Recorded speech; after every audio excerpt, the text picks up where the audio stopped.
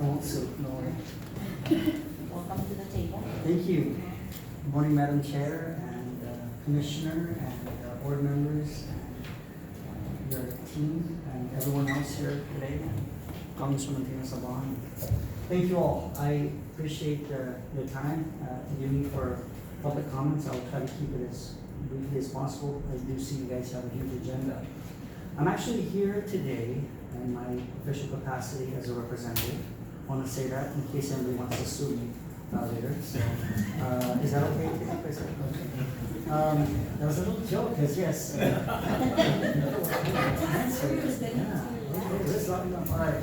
So I'm actually here to really thank you and to praise a lot of you for what you've been able to do after YouTube. And aside from the destruction that we've all witnessed from YouTube with our public schools, one of the hardest things, the most difficult thing, is to make do with what little PSS has. And that, in and of itself, everyone in this room and all our teachers, staff, and everyone else at PSS deserves praise, because we do know that there were a lot of sacrifices made. We saw the cuts that were made. We've met with teachers and staff and those who have been cut, how they've been affected. Some who have returned, have just trying to figure out how they can make ends meet. So it is difficult.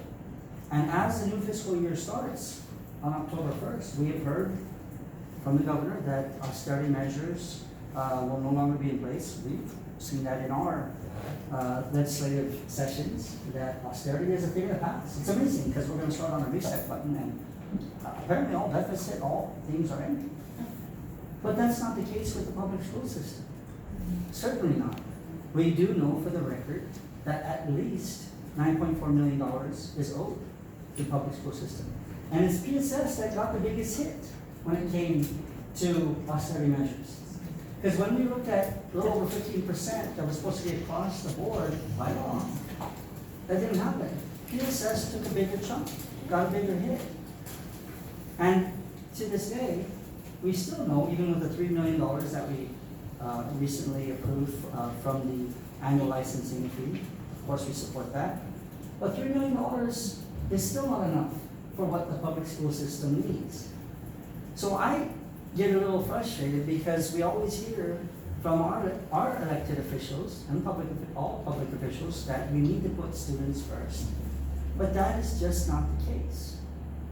And I am frustrated as a representative, as a community member, to see that this is not happening. So austerity measures are going to start. We are hearing that if the $9.4 million owed is not paid out, we'll pay it later on. Okay? There's a problem with that. There is a constitutional mandate that we must give 25% to the public school system. It doesn't say in our Commonwealth Constitution that we'll pay you next year or the year after. Because if that's the case, then what is the point of even having a Commonwealth Constitution? Because it's not worth the paper it is written on. So I'm frustrated. And I come here also as a minority member, because it is unfortunate that we continue to say what needs to be said, but we don't have the numbers to do something about it. My question is, and I'm here today to ask, what can the public school system do about this? In short, I will be honest, and I'll let this out, but Congresswoman Tina and I have consulted with an attorney about the possibility, is there a possibility of a taxpayer lawsuit? But the truth is, this must come from the public school system. And I'm not saying to be adversarial and to sue, but certainly I do ask from this great leadership from the board and from the commissioner and the team here to consider that, to put it on the table. Because you need to get this money that is owed to the public school system. We can support you as much as we want, but it is a numbers game. So in the meantime, I'm here to praise you guys. And if you read in the newspaper, we saw a student, an 8th grade student from Poplar, who wrote a very moving, deeply moving letter to the editor. Her name is Emma Chong, 8th grade, And the title of it was From Hopwood to Tarpwood. And Congresswoman Tina Saban actually read it in our last session. And everybody got to hear what she had to say.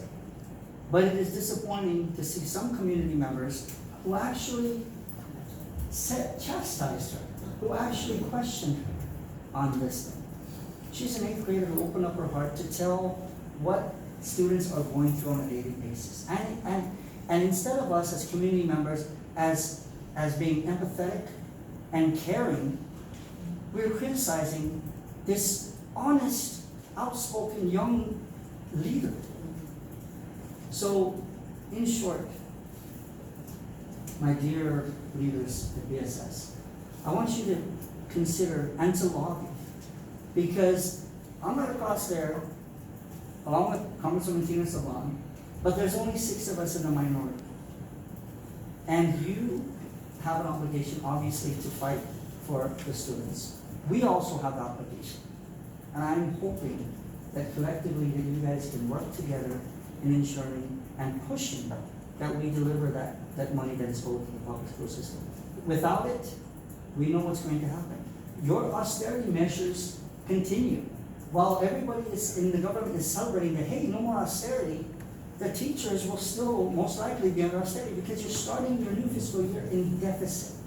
Without us paying you that, you will be in deficit. And even with that paid, the $38 million that has been set aside, that is within your budget, and supposedly meet our constitutional mandate at 25%, is still not enough for what the public school system needs. We are dependent on outside funding. And if only this casino was producing what it was supposed to produce, we could use some of that.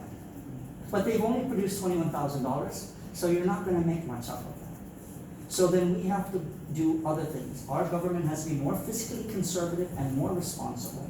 And you have to hold myself, Congresswoman Tina Saban, and everyone else in this administration and elected officials to ensure that we are being fiscally conservative, that we're cutting back on other unnecessary funding, whether it's travel, junkets, or other things, to ensure that we're putting our students first. So that's what I came to say. I'm sorry if I spent over 5 minutes. Again, Madam Chair, Commissioner, everyone in this room, I want to thank you guys for all you do day in and day out. You have been criticized for many things, but I do know that you guys work hard in putting our students first. Thank you very much. Thank you.